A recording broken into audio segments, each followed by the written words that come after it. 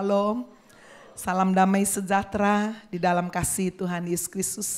Indah sekali kalau kita boleh memuji, menyembah Tuhan. Bapak Ibu Saudara sekalian, hari Jumat yang lalu baru saja gereja Happy Family Center mengadakan doa semalam suntuk. Wah ya, ketika orang sedang nyenyak-nyenyaknya tidur, kami berdoa Saudara. Firman Tuhan, Yesus sendiri dikatakan berdoa semalam-malaman. Ya, coba berapa banyak saudara yang ikut Jumat yang lalu? Wah sedikit sekali ya. Wah ada sana ya sedikit. Saya merindukan nanti bulan depan kita akan adakan lagi. 1 bulan 1 kali ya. Setiap Jumat yang keempat tanggal 27 April. Saya mengajak Bapak Ibu Saudara, ayo kita mau berjaga berdoa. Doa semalaman itu beda Saudara. Karena daging dikalahkan. Ya, sementara yang lain tidur, wah kita berjaga. Ada keteduhan, ada kesunyian ya. Enggak digerasa-gerusu, diburu-buru. Benar-benar Saudara ya. Kemarin kurang lebih ada sekitar 85 orang. Ya boleh menyembah Tuhan. Puji Tuhan. Dari jam 10 malam sampai setengah 5 loh Saudara ya. Ada break. Jam 1 break, setengah jam minum kopi, minum wedang jahe, ada yang makan terang bulan. Wah ya, martabak kita istirahat sebentar, mulai lagi. 1:30 sampai 4:30. Ada yang sharing ya, bersaksi, saling mendoakan. Wah indah sekali.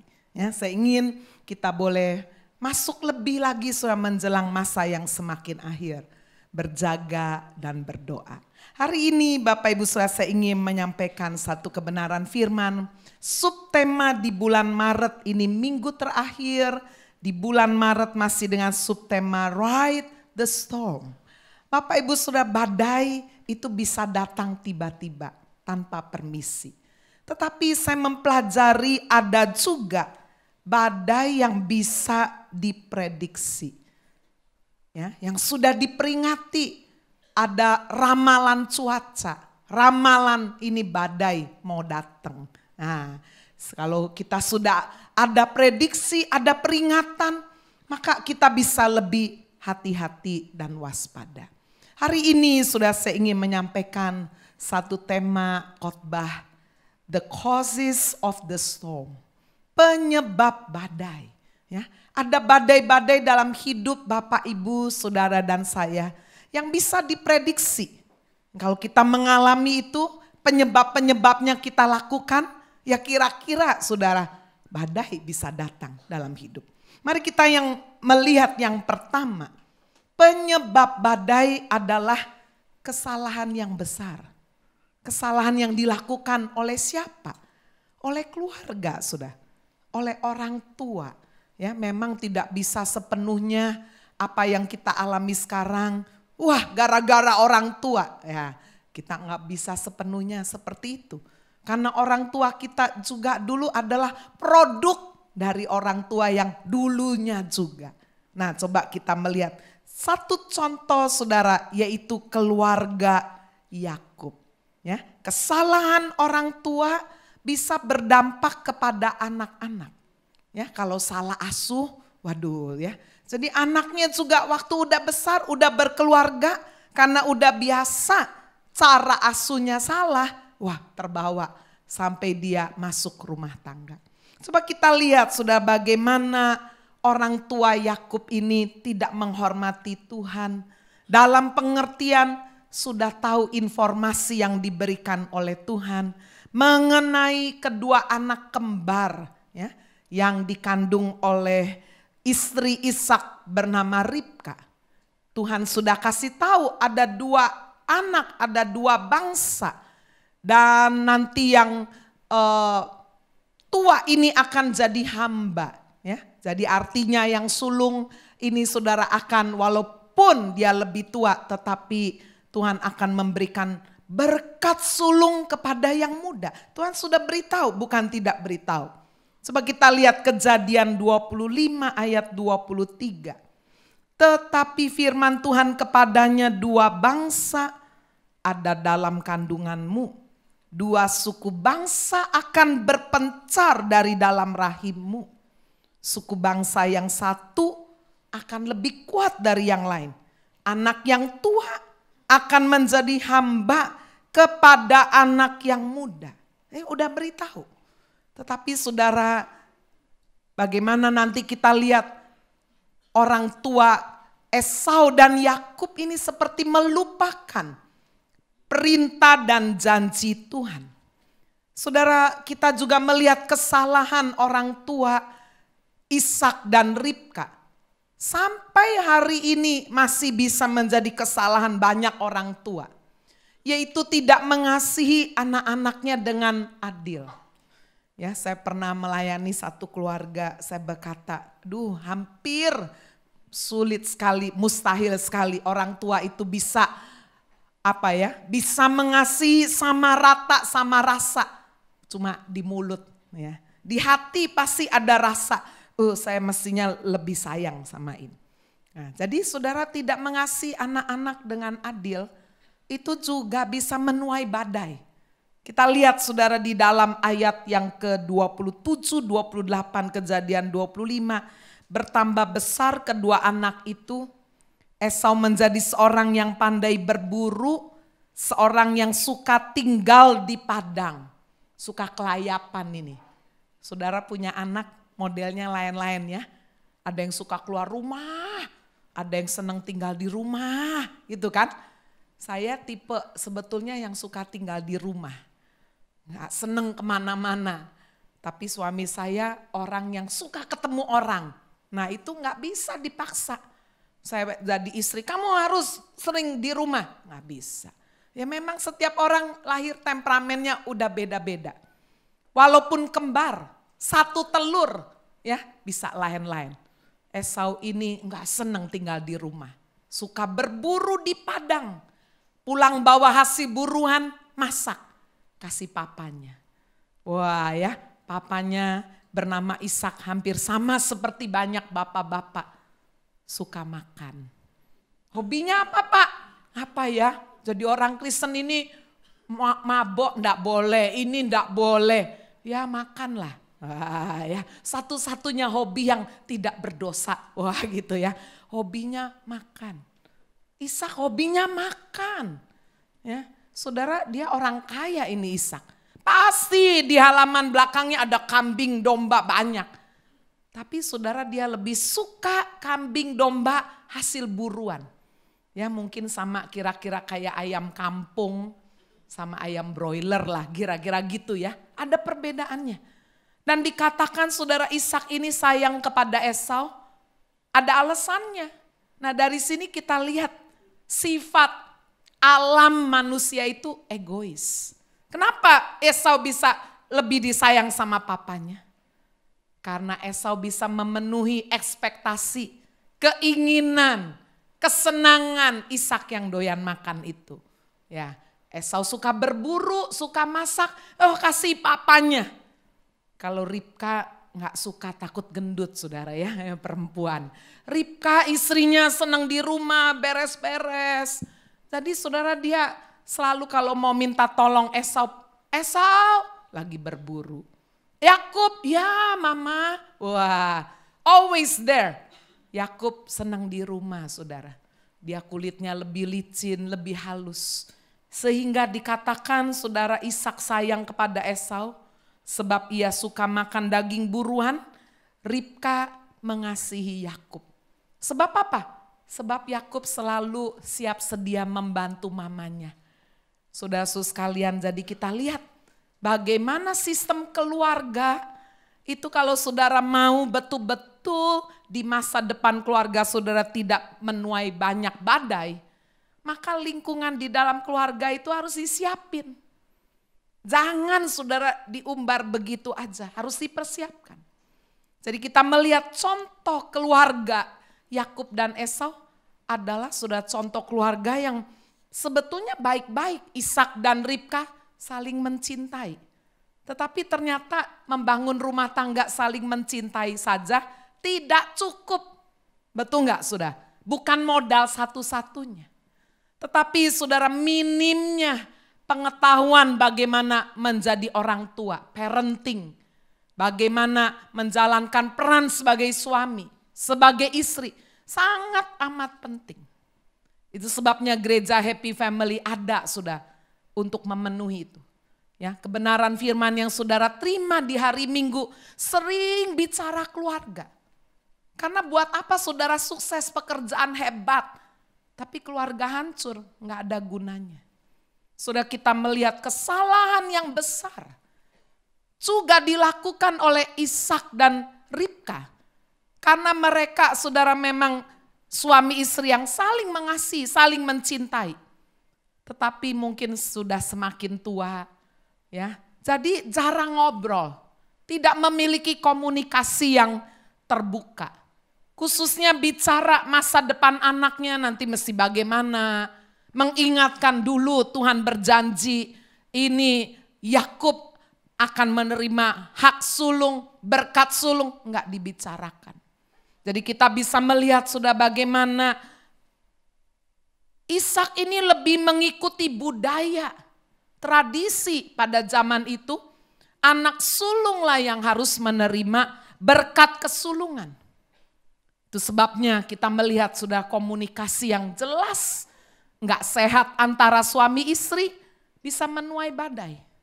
Suami ambil keputusan, istri enggak tahu. Istrinya nguping, waduh kok suamiku begini ya. Dia enggak tahu karena enggak diajak bicara. Berapa banyak saudara di dalam sistem keluarga, ya sampai hari ini suami merasa saya kepala, istri ikut aja, enggak pernah berunding, enggak perlu berdiskusi. Dia ambil keputusan. Wah ya, atau sebaliknya, yang ambil keputusan perempuan, istri. Wah suamiku ini enggak bisa apa-apa, udah aku aja. Wah ini juga salah. Coba kita lihat saudara komunikasi yang tidak baik. Ada di dalam keluarga ini. Kalau saudara membaca bagaimana ketika Ishak sudah tua, matanya sudah kabur, enggak bisa lihat lagi dengan jelas. Dia panggil itu Esau, anaknya yang sulung. Ya, saudara bisa lihat Kejadian 27 ayat 1 sampai 7. Jadi dia ngomong, Esau, ini papa ini udah tua, ini sebentar lagi wah ya, udah mau mati nih. Ayo ambil senjatamu, ambil tabung panah busurmu, pergi ke padang ya, ambil seekor binatang. Ya, Ishak sudah tua juga enggak pantang tuh. Wah, tetap makan aja ini ya. Udahlah sebentar lagi mau mati aja gitu kira-kira ya. Olahlah makanan seperti yang aku gemari. Nanti setelah itu aku akan berkati kamu dengan berkat kesulungan. Nah dikatakan sudah bahwa Ribka istrinya itu nguping. Mendengarkan waktu Ishak ngomong sama Esau. Berarti dia gak tahu. Sebab terbukti apa? Dia berkata waduh celaka ini. Suami saya mau memberkati Esau. Anak kesayangannya, nggak bisa. Yang diberkati berkat sulung harus anak saya. Suami istri suka lupa ya kalau sudah ada favoritism ini. Saudara dalam keluarga sering ada dua kubu. Bisa lebih dari dua kubu. Apalagi di Indonesia ada kubu oma dan opa. Ya. Kubu emak sama engkong. Wah ini repot lagi nih saudara ya. Suami istri udah bener, emak engkong ikut campur. Ya, saudara suaminya lagi marahin anak. Ya, istrinya juga, waduh sebentar lagi mau pukul anak. Emaknya datang, kamu berani pukul-pukul anak ya. Wah udah kubunya beda ini saudara ya. Makanya kenapa firman itu mengingatkan suami istri ya. Udahlah kalau udah cieven kawin itu tinggalkan rumah orang tua. Ya sebelahan kecil juga gak apa-apa, tapi jangan terlalu dekat apalagi ada pintu tembus, wah bahaya ya. Tapi kalau memang sudah harus serumah, saudara orang tua harus berani menyerahkan otoritas mendidik anak itu ya kepada anak. Bu gak bisa bu sebab kita udah tua, rumah besar, ya oke lah bisa gak itu? Anak saudara mandiri ya untuk betul-betul menyiapkan semua sudah kebutuhan anak, pendidikan anak, didik dengan baik, jangan ikut campur, jangan ekornya dipegangi terus ya. Jadi sudah kita bisa melihat sistem dalam keluarga bisa merupakan awal dari badai yang besar. Saudara-saudara sekalian kita melihat bagaimana akhirnya kita membaca saudara, kesalahan yang besar terjadi di tengah-tengah keluarga Ishak dan Ribka.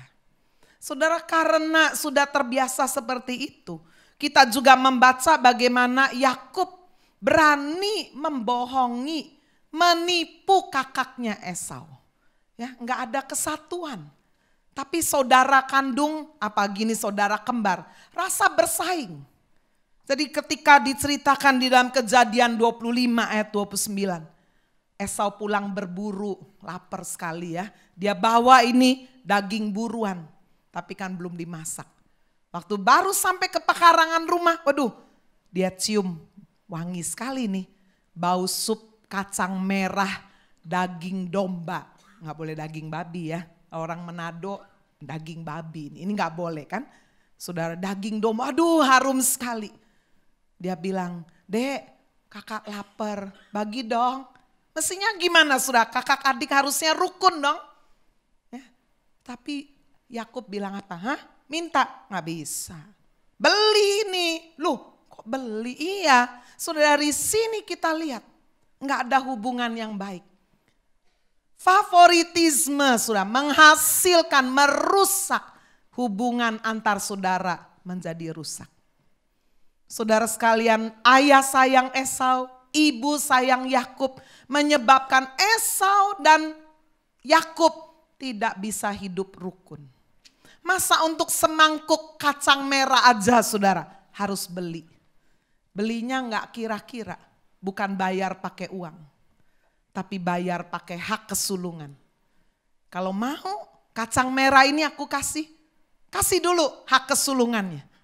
Saudara, Esau ini termasuk orang yang kurang pakai otak ya. Nah, jadi saudara, dia lebih pakai perasaannya. Dia lapar sekali, nggak peduli dah saya bisa mati nih sekarang kalau nggak makan sup kacang merah. Kenyataannya apa? Mati kalau dia nggak makan saat itu. Tidaklah. Bukankah hari-hari ini kita banyak melihat roh Esau menguasai hidup anak-anak muda ataupun yang udah tua. Saya kalau nggak kawin sama dia, saya pasti mati gitu saudara ya. Saya kalau nggak dapet sesuatu yang kita inginkan apa aja, apakah itu benda, barang, rumah, tas lah kalau perempuan atau apa aja. Aduh saya mati, saya harus dapat, tukar apa aja dah. Kalau perlu tukar dengan diri saya. Wah, ini roh Esau bahaya sekali. Coba kita lihat di dalam Ibrani pasal yang ke-12. Firman Tuhan memberikan nasihat di ayat 16. Janganlah ada orang yang menjadi cabul atau yang mempunyai nafsu rendah. Jadi saudara, nafsu rendah itu artinya apa? Dia nggak bisa menahan, harus. Ya. Jadi saudara, akal budinya ini nggak dipakai. Loh itu istri orang itu, kamu juga udah kawin. Enggak, pokoknya saya cinta dia. Masalah saya udah punya istri atau saya cinta dia. Nafsunya rendah. Dia nggak peduli. Sup kacang merah ini satu gambaran. Tidak harus bicara hurufiah sup kacang merah. Tapi sup kacang merah ini bisa kenikmatan seks. Bisa apa saudara? Duit, uang yang banyak. Prestasi, karir, kekuasaan.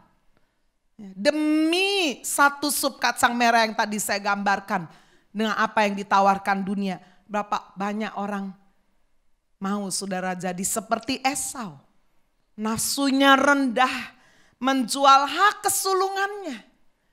Kita adalah saudara orang-orang yang menerima hak waris dari kerajaan surga. Rela dah dibuang. Saudara, seorang pria karena libidonya tinggi sekali.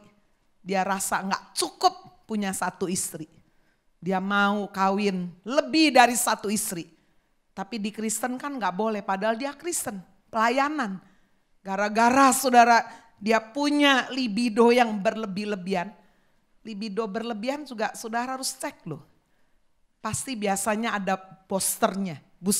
Apa? Nonton terus pornografi. Nah ini, sebab itu yang harus dibuang. Sehingga akhirnya saudara pria ini apa karena di Kristen gak boleh. pindah agama loh. Dia nggak jadi lagi Kristen, dia pindah agama lain yang mengizinkan boleh punya istri 4. Punya istri 4. Setelah punya istri 4, bosen juga, pingin lagi. Jadi dicerain salah satu, kawin lagi, pokoknya tetap 4. Bapak Ibu hati-hati. Roh Esau ini menguasai. Ya, roh yang benar-benar sudah sekalian tidak takut Tuhan. Yang dia pentingkan apa? Yang dia pentingkan adalah aku mau sekarang harus terpenuhi. Kalau enggak aku bisa mati nih. Firman Tuhan berkata sebab kamu tahu, ayat 17. Bahwa kemudian ketika ia hendak menerima berkat itu ia ditolak. Mau terima berkat kesulungan, mau terima hak waris kerajaan surga, ditolak. Sebab ia tidak beroleh kesempatan memperbaiki kesalahannya. Sekalipun ia mencarinya dengan mencucurkan air mata. Bapak Ibu, kita melihat bagaimana keluarga Yakub menuai badai yang hebat sekali. Saudara-saudara sekalian, Yakub menipu kakak kandungnya sendiri. Saudara sekalian, ketika udah dewasa, Yakub menipu papanya sendiri. Ya, mulai dari kecil-kecilan. Menipu kokonya bisa, menipu orang tuanya. Yaitu pada waktu setelah mendengar, saudara Ribka mama Yakub ini dengar rencana papanya untuk doain Esau terima berkat kesulungan.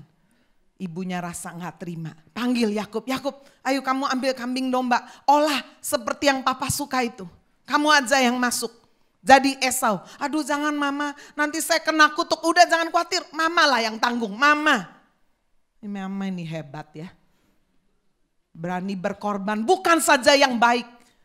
Yang gak baik pun banyak mama-mama berani berkorban.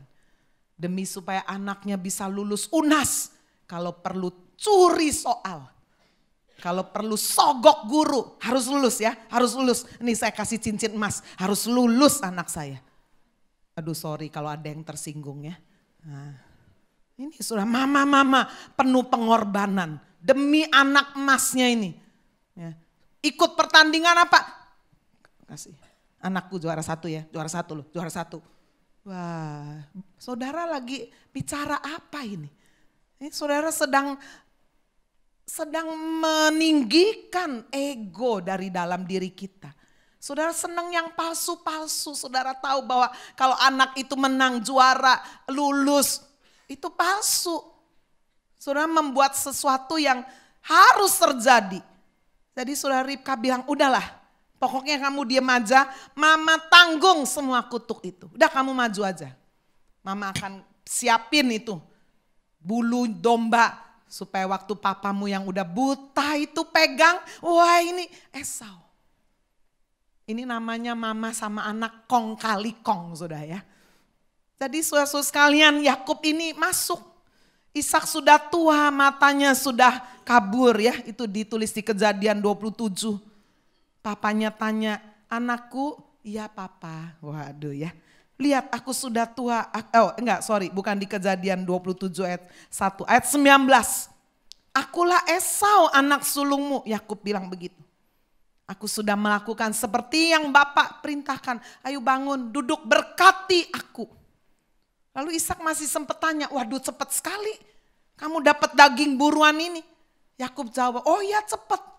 Karena papa berdoa buat saya, Tuhan menyertai aku. Orang kalau sudah bohong saudara ya, jawabannya pun rohani. Tuhan sudah menyertai aku. Saudara dapat kangtau besar, tidak halal, tidak legal. Istrinya tanya, wah papa kok hebat. Ini karena berkat doamu mama. Sampai papa diberkati, padahal itu hasil tidak legal. Nah ini rohnya Yakub, roh Esau menguasai dunia ini. Yakub mendekati Ishak, ayahnya meraba, rasa heran. Suaramu tuh lo suara Yakub. Suara kan pita suara gak bisa ganti ya. Tangannya Esau. Jadi Ishak dalam keraguan ini masih tanya, kamu bener apa enggak ini? Anakku Esau. Masih jawab. Ya, saudara perhatikan kalau saudara itu biasa berbohong dalam hidup ini. Saudara akan hidup dalam kebohongan sampai enggak rasa. Ya, satu kali saya pergi ke undangan itu. Lalu kemudian ada orang, Ci, mana suaminya? Pergi Singapura. Saya kaget, setahu saya suaminya enggak mau pergi, males ke undangan. Jadi saya tadi tanya, loh suamimu ke Singapura apa di rumah? Di rumah. Loh kok ke Singapura? Ya wis tak bohongnya. Aduh, begitu mudahnya saudara, kalau saudara udah biasa dengan bohong kecil. Saya jamin saudara bohong besar itu biasa. Itu sebabnya jangan jadikan saudara kebohongan itu lifestyle, jangan. Ci udah makan belum? Karena enggak, oh udah padahal sebentar lagi kriuk. Loh, ya itu hal kecil, jangan saudara. Saya sering sekali mengajarkan, semua yang kita ucapkan harus benar. Tapi yang benar enggak mesti harus diucapkan. Ya. Ci mana suaminya kok enggak datang? Oh iya, dia lagi sibuk, gitu aja toh. Ya, dia lagi repot, ada janji dengan yang lain. Janji dengan yang lain tuh bisa janji dengan anaknya, betul enggak? Janji sama cucunya, oh kan enggak bohong. Daripada apa? Oh pergi, padahal enggak pergi. Jadi sudah lihat, kebohongan Yakub dilanjutkan. Sampai dia benar-benar saudara menerima berkat kesulungan itu dengan cara bohong. So, ada banyak orang kepingin dapat duit yang banyak dengan cara bohong. Dengan cara mencuri, dengan cara korupsi, manipulasi. Enggak bayar utang orang. Wah kayaknya banyak. Tetapi Bapak Ibu jangan lupa. Di atas sana itu ada Tuhan. Matanya tidak pernah tertutup. Yang berkata begini, apa yang kamu tabur akan kamu tuai. Kalau saudara menabur kebohongan, saudara pasti akan menuai badai. Dan inilah yang terjadi dalam hidup Yakub, dia menuai badai. Dia harus melarikan diri, gak bawa apa-apa padahal dia anak orang kaya. Ribka mamanya kepikiran, seorang mama gak biasa pisah sama anak tiba-tiba pisah.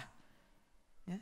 Saudara punya anak sekolah ke luar negeri, sekolah keluar kota aja sampai nangisnya bisa berbulan-bulan. Ya. Atau seorang ibu anaknya menikah, aduh bu saya rasanya enggak siap, apa itu bukan jodoh, udah itu ngikuti perasaan. Ya. Artinya apa, dia enggak rela nih pisah. Saya yakin Ribka itu tidak lama setelah itu dia memang mati. Mungkin dia juga kepikiran anak kesayangannya ini, makan apa ini, kan harus melarikan diri, enggak sempat bawa macam-macam. Udah mau dibunuh Esau. Sehingga tidak lama kemudian Ribka, dia menanggung kutuk yang diucapkannya sendiri dan dia juga mati. Dan Yakub kalau saudara lihat perjalanan hidupnya, aduh begitu kompleks, ruwet, menuai badai. Enak aja orang tuanya, Ribka mati, Ishak mati, anak-anaknya. Bapak Ibu orang tua yang saya hormati dan saya kasihi. Mari Bapak Ibu, berapa banyak seringkali anak-anak dalam kehidupan kita ini terpaksa harus menuai badai. Karena kesalahan dari cara orang tua memperlakukan anak. Kalau sekarang ada anak-anak hasil dari sistem keluarga yang salah, jangan bilang begini, iya memang pancennya yang salah itu orang tua, jangan.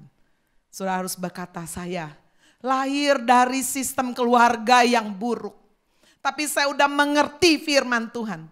Saya enggak mau ini diteruskan kepada generasi yang sudah cukup sampai di sini. Saya juga mau berubah. Itu sudah sikap yang harus saudara ambil. Amin. Saya juga termasuk produk dari sistem keluarga yang sama. Saya anak favorit papa saya. Kakak di atas saya favorit mama saya. Makanya waktu saya sama koko saya masih satu kota, itu kayak anjing sama kucing. Dia sayang saya, tapi gegeran terus saudara ya. Ya mungkin juga waktu kalau kita baca ini ada favoritism. Bapak Ibu saudara, tapi ketika saya mengenal kebenaran firman, saya tahu bahwa apa yang dilakukan orang tua saya enggak tepat.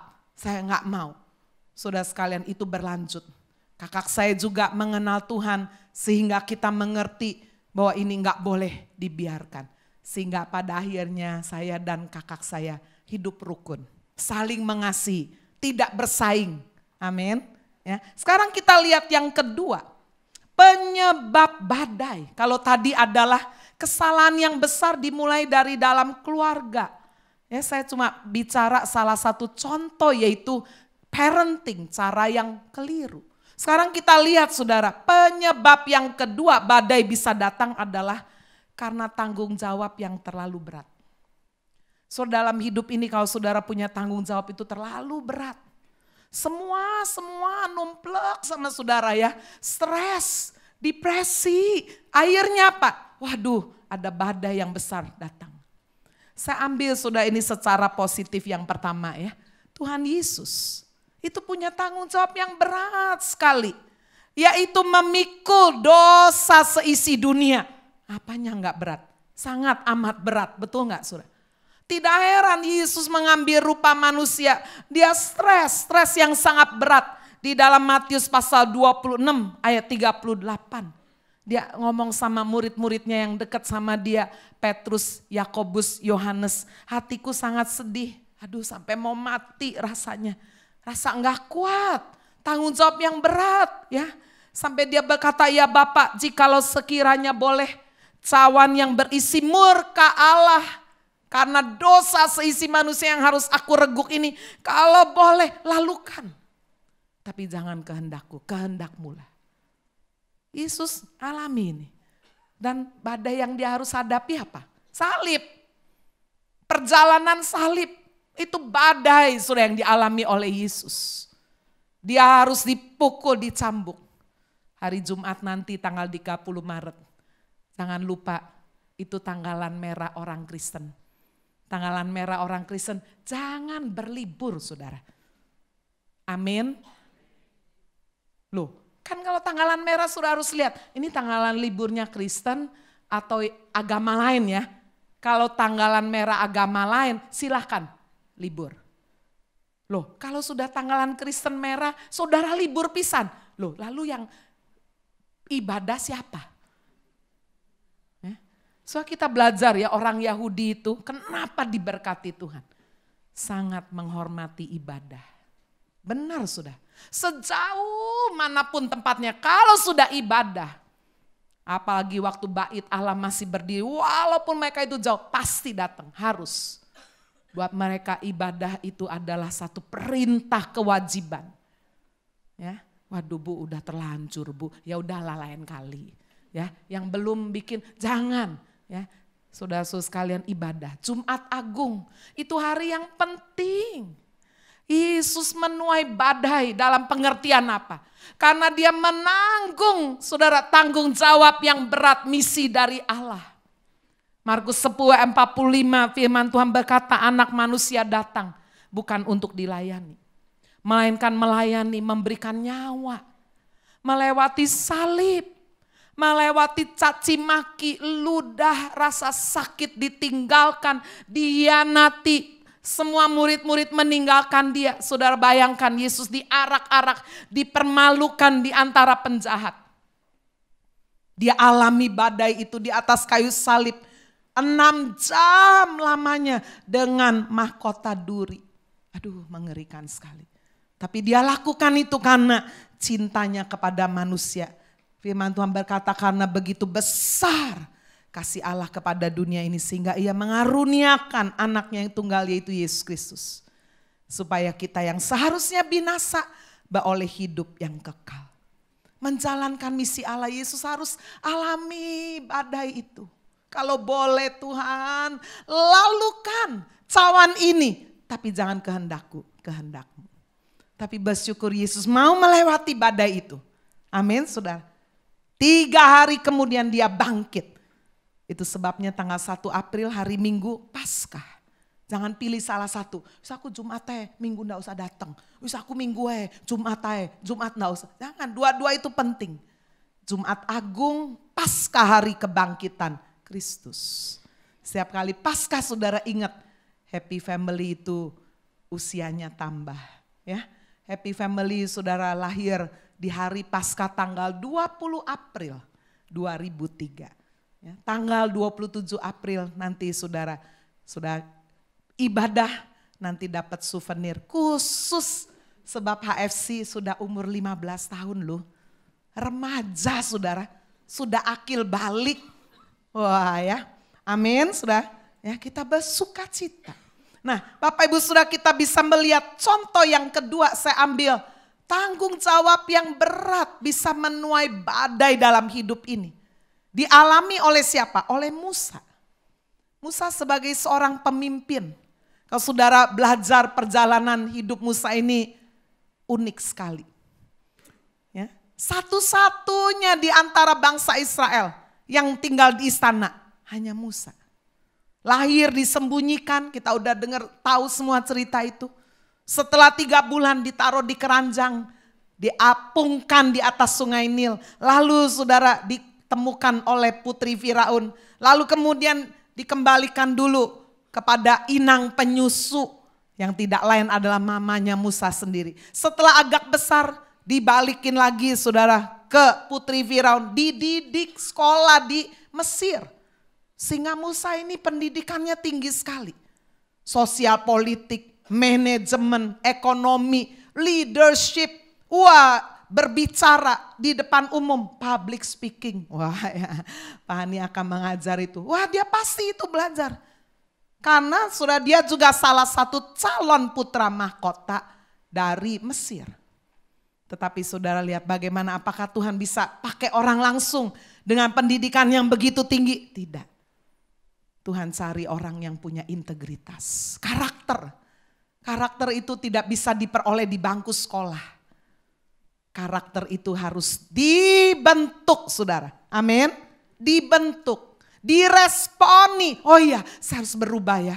Saya anak dimanja. Aduh, saya gak mau Saya harus benar-benar saya harus dalam hidup ini. Saya harus memiliki karakter yang baik. Saudara Musa harus dibentuk 40 tahun lebih dulu di padang gurun. Sampai Tuhan panggil dia.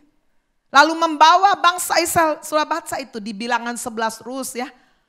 Yang dibawa itu 600.000 orang laki-laki, belum terhitung istri, anak-anak yang ikut dan ada bangsa-bangsa lain yang ikut. Sampai di tengah jalan sudah bayangin padang gurun. Kurang lebih 2,5 juta orang. Nggak ada mobil, nggak ada apa-apa saudara. Ya binatang yang awalnya mereka bawa ya udah habis dipotongin. Ini padang gurun. Tapi pada suatu hari coba kita baca bilangan pasal 11. Di dalam bilangan pasal 11 kita membaca bagaimana saudara dikatakan mereka itu minta daging. Ya saya baca ayat 4. Orang-orang bajingan. Waduh ya. Bahasanya kasar ini ya. Menggambarkan sudah ini orang-orang yang jahat. Orang-orang bajingan yang ada di antara mereka kemasukan nafsu rakus. Hati-hati loh. Jangan sampai sudah kemasukan nafsu rakus. Satu hari makan bisa 7 kali. Baru makan. Makan lagi. Iya, makan lagi. Kuliner ini salah satu hobi yang asik ya. Tapi hati-hati jangan sampai menuai badai loh. Ya kalau saudara umurnya masih belasan tahun, 20 tahun, ya tapi kalau udah kayak saya di atas 50, ayo kuliner. Waduh, makan burger saudara tingginya segini. Waduh, itu kolesterolnya bisa dihitung berapa itu. Masukin lagi di dip ke keju, cheese cream yang tebel. Aduh, ya enaknya itu cuma dari sini sampai sini. Habis itu enggak tahu tuh ya. Hati-hati saudara ya. Ini nafsu rakus menguasai dikatakan orang-orang bajingan. Saudara dengan siapa kita bergaul kita harus hati-hati. Musa ini menghadapi umat pilihan Allah yang bebal. Dipengaruhi orang-orang bajingan dengan nafsu yang rakus. Masa kita tiap hari makan mana terus bosen dong. Padahal mana itu turun dari surga loh. Mereka di padang gurun kan gak bisa bercocok tanam. Gak bisa makan gandum, gak bisa makan nasi, gak bisa makan salad, salmon apalagi. Gak ada, ayam, chicken, no. Jadi saudara sekalian ini orang-orang bajingan ini mempengaruhi. Minta itu loh sama Musa, minta daging. Waduh, saudara-saudara bayangkan. Ya, mereka ngomel dan minta daging. Sampai Musa ini sebagai pemimpin kewalahan. Di ayat 10 dikatakan ketika Musa mendengar bangsa itu Orang-orang dari setiap kaum menangis di depan pintu kemahnya. Bangkitlah murka Tuhan dengan sangat. Hal itu dipandang jahat. Maksudnya Musa, gimana sih? Lu bangsa itu yang minta daging kok engkau murka. Dari mana aku mengambil daging, ayat 13. Untuk diberikan kepada seluruh bangsa ini. Sebab mereka menangis kepadaku dengan berkata, berilah kami daging untuk dimakan. Minta sesuatu yang mustahil. Saudara, kalau saya aplikasikan, ini orang tua zaman sekarang. Saudara, orang tua zaman old, zaman dulu. Menghadapi anak-anak zaman now. Yang permintaannya seabrek-abrek. Makanya saudara sebagai orang tua itu harus bijaksana. Kalau saudara itu status ekonominya itu pas-pasan. Jangan sekolahin anak itu di sekolah yang prestis. Betul nggak? Loh saudara pas-pasan. Teman-teman anaknya orang kaya semua. Yang bisa setiap 3 bulan sekali ganti sepatu. Tiap sekolah sepatunya lain. Kadang NMD lah, Ultrabus lah, Isi lah. Mamanya nggak ngerti. Anaknya ngerti gara-gara apa? Temennya pakai semua. Aku minta isi. Isi opo? Daging kisi ngerti nih. Coba gimana? Berapa harganya? 20 juta. Waduh langsung pingsan saudara. Pokoknya harus punya. Aduh nak sepatu gitu kok. Nah nggak sesuai. Tapi kalau anak minta. Ini kira-kira saya kasih gambaran apa? Musa menghadapi bangsa yang minta yang mustahil. Bagaimana di padang gurun harus menyiapkan daging untuk 2,5 juta orang. Gimana coba? Coba sih kasih tahu gimana caranya. Gak ngerti kan? Lah kenapa kamu sendiri gak ngerti kok minta? Kan sama kayak anak minta sama orang tua. Gimana papamu yang gajinya 1 bulan tuh gotiau. Mama pun jualan-jualan ini ya dapat satiau. 8 juta nak, kamu minta sepatu 20 juta. Caranya tuh lu gimana? Nah kira-kira gitu kan. Nggak masuk akal, nggak tahu pokoknya aku mau nangis. Waduh ini tanggung jawab berat loh. Betul nggak Suha? Saya mencoba menggambarkan ini. Atau suami-suami punya istri, suaminya karyawan biasa. Istri-istri kalau udah tahu suaminya karyawan biasa, mbok nggak usah lah gabung sama sosialita yang high class. Yang sukanya yang MS gemes-gemes itu. Aduh saudara. Kalau saudara kepingin punya akhirnya apa? Suami bisa cepet mati loh. Bukan karena sakit yang lain-lain. Stres. Depresi tiap hari dikoreki terus. Aku mau ini, aku mau itu. Kamu kalau enggak punya apa-apa, ngisin-ngisini loh. Saudara, istri harus bijaksana. Suami saya karyawan. Dah, saya enggak boleh bergaul sama sosialita high class itu. Ya omongannya udah pasti kan. Cantelan lah, MS lah, ya opo meneh enggak tahu lah. Udah pasti. Tapi kalau sudah bergaul sama orang yang satu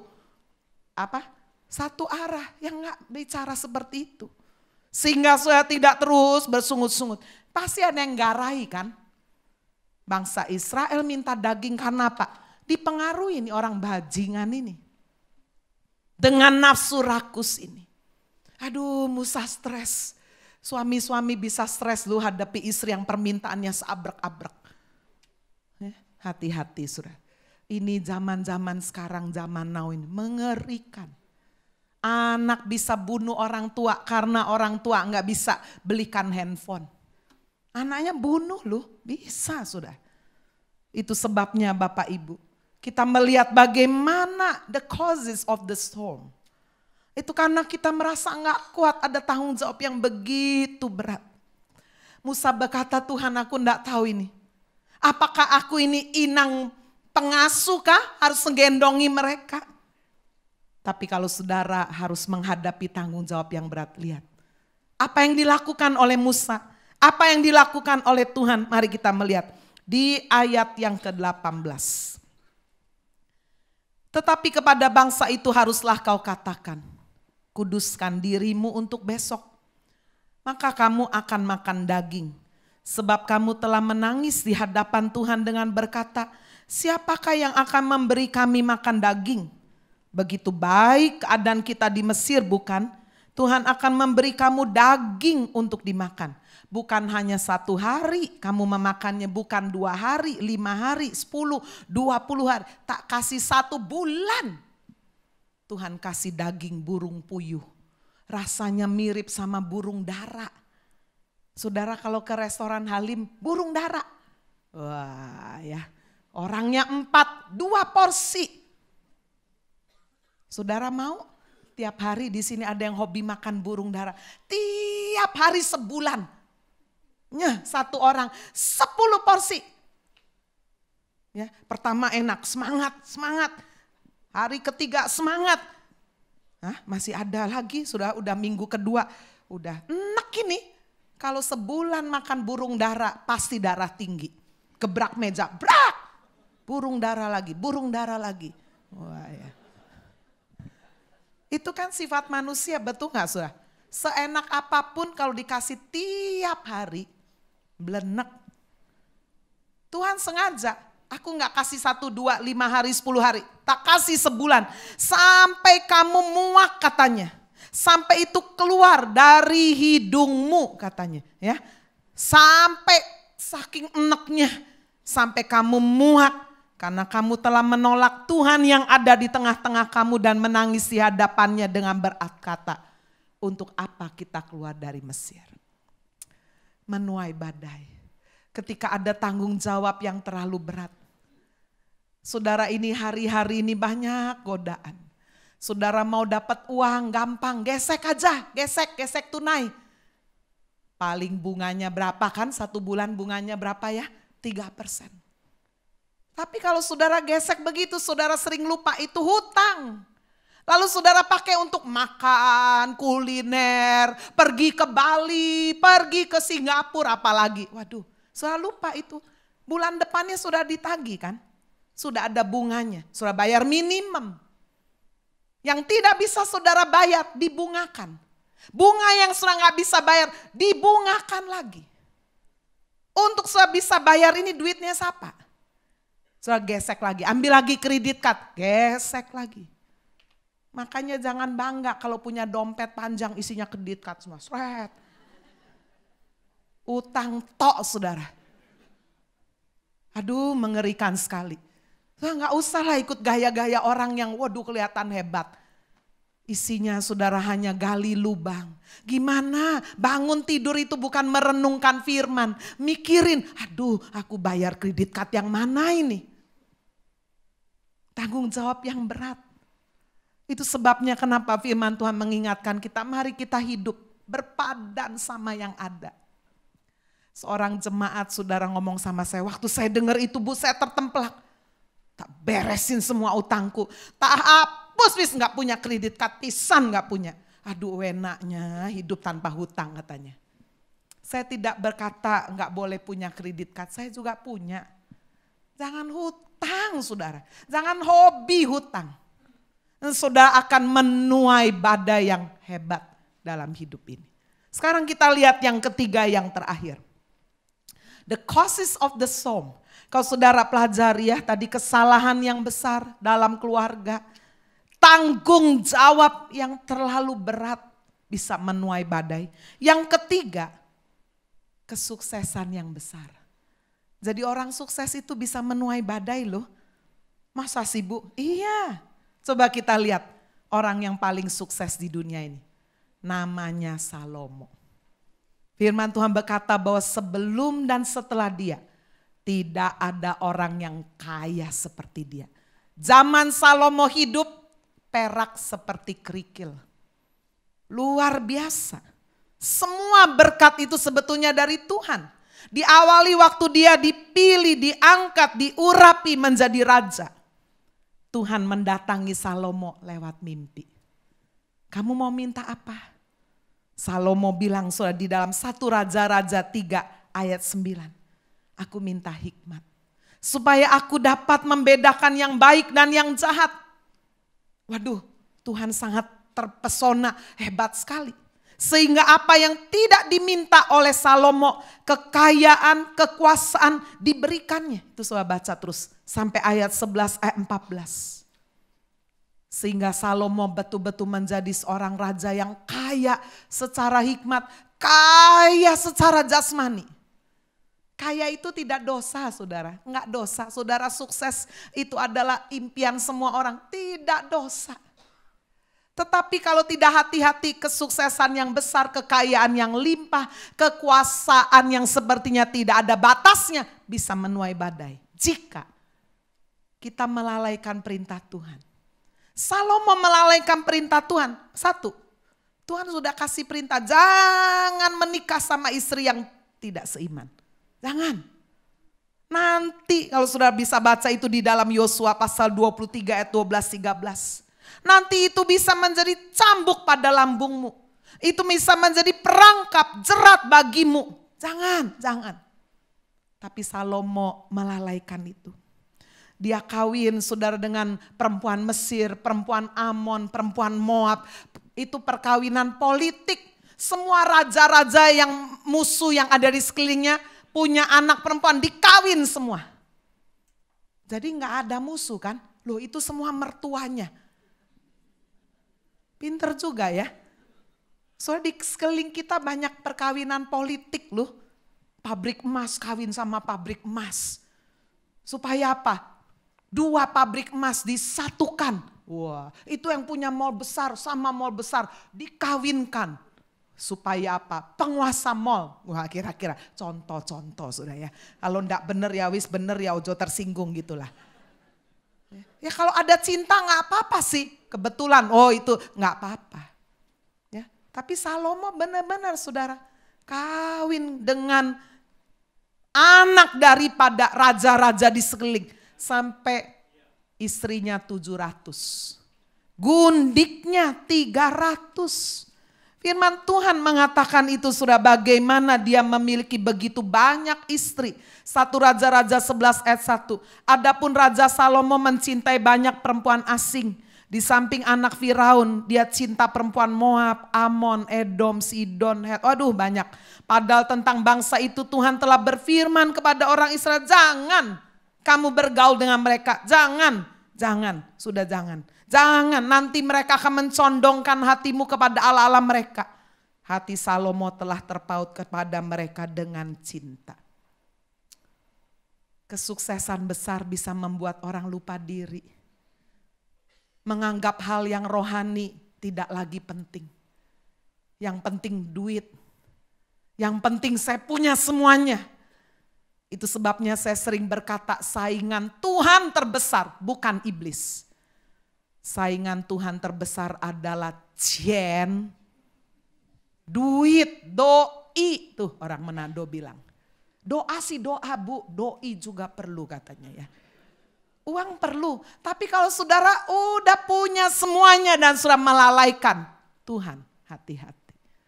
Itu sebabnya perlu sudah di tengah kesuksesan imbangi apa? Ikut doa puasa. Ikut doa semalam suntuk. Ikut doa pagi. Ikut sudah. Itu mengimbangi. Supaya kita tidak lalai akan perintah Tuhan. Merendahkan diri.